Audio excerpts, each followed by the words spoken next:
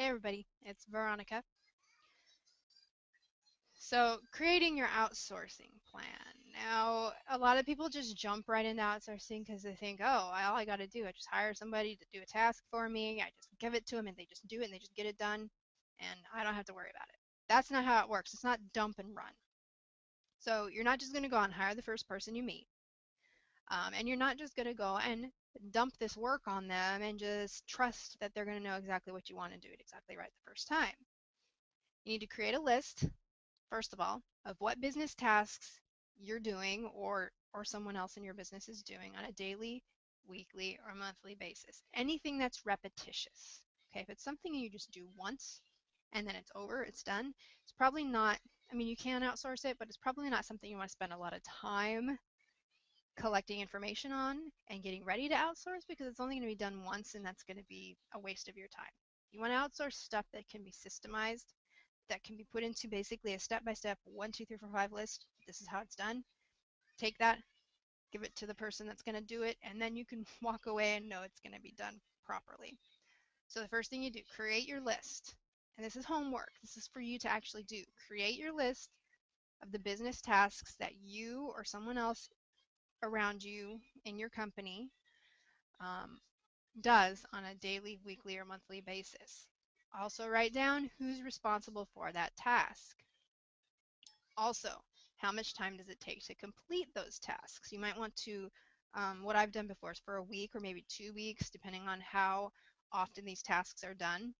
Um, Keep track every day of everything you do and have your other workers do this too. Because I'm not saying to take work away from your current employees, but you may be able to outsource some of the work they're currently doing and then give them more of the work that they're really good at, or maybe it rolls downhill basically. If you can outsource some of the really tedious menial tasks so that your employees aren't having to work on them, then you can train your employees, the people closest to you, to do more of the work that you're currently doing and bring their skill level up to your level so that you're able to provide more services to more clients and customers and take some time off also and do more of what you actually love to do.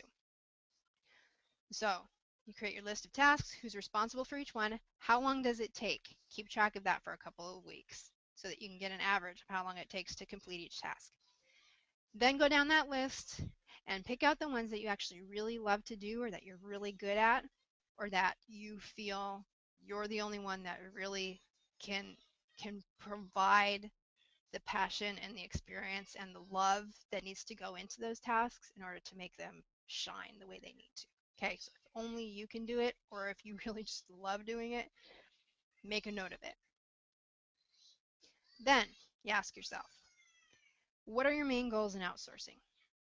Are you trying to get more work from clients? Are you trying to make more money? So you need to outsource some of the small stuff so that you have more time to do more work and make more money. Are you trying to get more time so that you can spend more time not working? So you can take a vacation, so you can spend more time with your family. What is your goal? Are there things you're doing right now that you're not doing very well? Are you doing your own website and it sucks? Are you writing your own copy and it sucks and you're not making any sales? Those types of things. So what are your main goals? Why do you want to outsource? What's your budget for outsourcing? And be honest about this. Both don't go too high and don't go too low.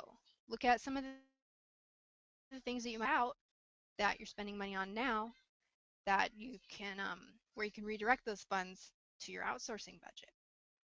Also, don't overestimate that you're gonna get all this extra business in the first month that you're outsourcing, so you're gonna be able to go out and spend $5,000 on outsourcers when you don't actually have that to spend right now. Because I will tell you, when you first start outsourcing, most of the time you're not gonna see a huge boom in your income right away. Most of the time. Sometimes you will get lucky. But most of the time, for the first month or two, there's like this feeling out period, this ramping up, um, and you're still going to be involved in those tasks until the person that you're outsourcing it to is really up to speed and knows exactly what you're wanting from them. So don't estimate too low or too high on your budget. Also, do you want to train someone? Is there a process you do that you like to have done a certain way or that your customers expect to have done a certain way? If there is, then you're going to need to train someone to do it in that particular manner. If you don't want to train someone, you can go and hire a worker that already knows how to do everything you need them to do. They're going to cost a little more, but they're probably going to be worth it. Are you a micromanager?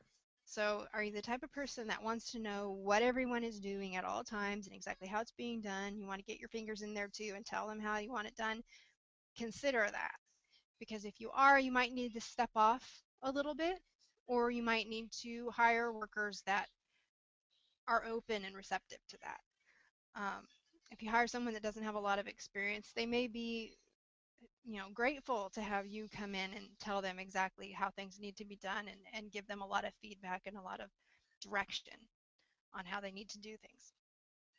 Um, if you're hiring someone that already has experience, they're not going to like that so much. So you're going to have to distance yourself and remind yourself that you're hiring this person because they're a professional. Like if you hired a plumber to come in and fix your toilet, hopefully, unless you're a plumber too and you just didn't feel like doing it yourself, hopefully you're not going to be in there telling them what to do and asking them about everything they're doing. And so if you hire an outsourced worker to do a particular job, don't do that to them. If they're a professional and they know what they're doing, just step off and let them do it. You'll get a lot better results. The other thing to consider is, do you have specific deadlines that these people are going to have to adhere to?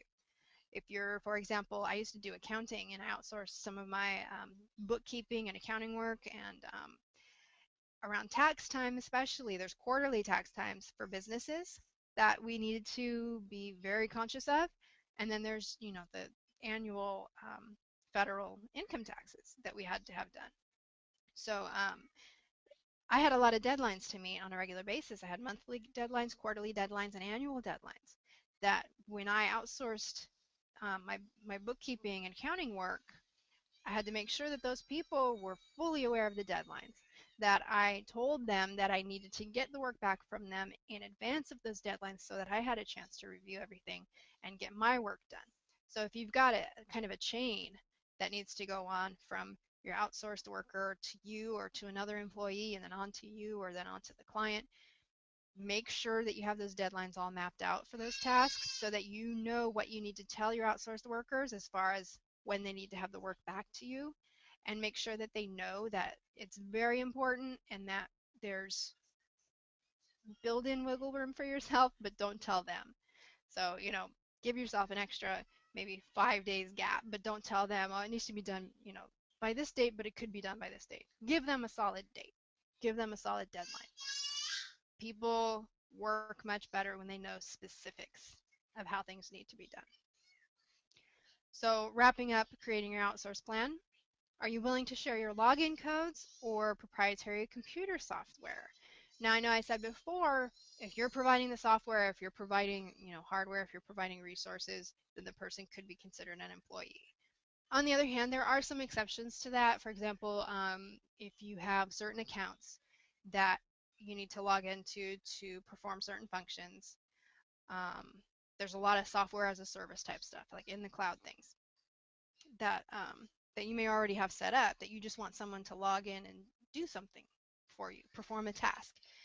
You're not providing them with an entire software suite or with, the computer and the software that they come into your office and they sit there and work on. So, for example, when back to my accounting practice, when I was doing that, I had particular accounting software that we used, and some of the software was internet based when we were doing tax returns and stuff. So I just gave them a login for my online software. Um, so you need to think about that. Are there certain is there certain access that you're going to need to provide these people with, and are you going to be able to create their own login for them, or are you going to have to share yours with them? And are you prepared to do that? Because if you're not going to be able to outsource that work to anyone else. So you need to either figure out a way around it or figure out a way to get them their own login. Also, are you flexible with how often you pay your service providers? Because again, part of the difference between an independent contractor or an employee is employees usually get paid Everyone in the company gets paid on a certain schedule, and everybody gets paid on the same day, the same way. And with your service providers, you can set it up that way if they're open to it, but some of them have their own way that they run things. They have their own dates that they issue invoices. Maybe they do it every 2 weeks, maybe they do it once a month, maybe they do it every week, who knows? So you have to be flexible when you're working with outsourced workers, your service providers, um, in how often you pay them. And again, like I said, it can be negotiated, and if they're open to it, if they're flexible, then you can put everybody on the same schedule, but be open to paying on a different schedule if you need to. There's also some people that bill when a project is completed. So if you have someone that you're just giving little projects to here and there, you could end up paying them on Tuesday one week, and then you give them another project, and then they complete it on Thursday the next week. And if they invoice and they want payment immediately, you have to be prepared to do that. So, like I said before, you need to plan this stuff out ahead of time. Don't just jump into outsourcing and start dumping tasks on people and expecting them to be done to your specifications. As mentioned here, a bit of forethought could prevent a lot of future embarrassment and a lot of future hassle. Join me again tomorrow when we'll talk about how to find the money to start outsourcing. For more information on outsourcing and all things business and marketing, visit my website at vkcoach.com.